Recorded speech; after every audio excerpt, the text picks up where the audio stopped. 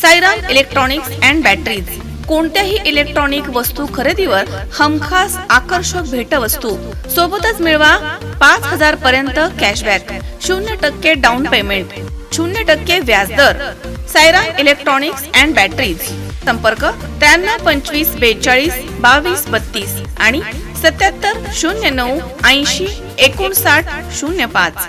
राहुरी शहरामधील लोहार गल्ली परिसरामध्ये राहणाऱ्या एका 5 वर्षीय मुलीला एका आरोपी तरुणानं त्याच्या घरामध्ये नेऊन तिच्यासोबत अश्लील चाळे केल्याची घटना 24 जानेवारी रोजी दुपारच्या सुमारास घडली आहे. याबाबत राहुरी पोलीस ठाण्यामध्ये पॉस्को अंतर्गत गुन्हा दाखल करण्यात आलाय. एक 44 वर्षीय फिर्यादी महिला तिच्या कुटुंबासह राहुरी शहरामधील लोहार गल्ली परिसरात राहते. सदर फिर्यादी महिला 24 जानेवारी रोजी दुपारी 3च्या दरम्यान कामानिमित्त घरामधनं बाहेर गेली होती. त्यावेळी त्यांची 5 वर्षाची नात घरामध्ये एकटीच खेळत होती. सदर महिला काही वेळातच घरी परत आली असता त्यांची नात घरामध्ये दिसली नाही. त्यावेळी त्यांनी शेजारच्या घरामध्ये दरवाजामधनं डोकावलं असता आरोपी शुभम गुंजाळ हा त्या 5 वर्षीय मुलीच्या सोबत नको ते कृत्य करत असताना दिसून आलाय. त्यावेळी फिर्यादी महिलेनं त्याला हातानं मारहाण केली. त्याचवेळी आरोपी शुभम गुंजाळ यानं फिर्यादी महिलेला फायटरनं मारहाण केली आहे. यावेळी त्याची आई माधुरी गुंजाळ ही आरडाओरडा ऐकून तिथे आली आणि तिनं फिर्यादी महिलेला शिवीगाळ केला आणि दमदाटी केली आहे. या घटनेमध्ये फिर्यादी महिलेच्या डोक्यामध्ये मार लागून त्या गंभीर जखमी झाल्या आहेत. फिर्यादी महिलेनं न्याय मिळवून देण्याची मागणी पोलीस प्रशासनाला केली आहे. घटनेनंतर फिर्यादी महिलेनं राहुरी पोलीस ठाण्यामध्ये धाव घेतली आणि फिर्याद दाखल केली आहे. त्या फिर्यादीवरनं आरोपी शुभम राजेंद्र गुंजाळ आणि माधुरी राजेंद्र गुंजाळ या दोघांवरती गुन्हा दाखल करण्यात आला. या घटनेचा पुढील तपास पोलीस निरीक्षक संजय ठेंगे यांच्या मार्गदर्शनाखाली सुरू आहे. घटनेनंतर आरोपी पसार झालाय. पोलीस पथक त्याचा शोध घेत आहे.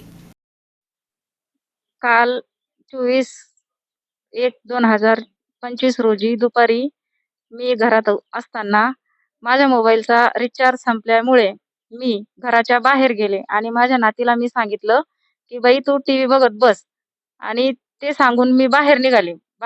आझाद चौकामध्ये मी आले. आझाद चौकातून माझ्या लक्षात आलं की माझ्याकडे पैसे नाहीयेत.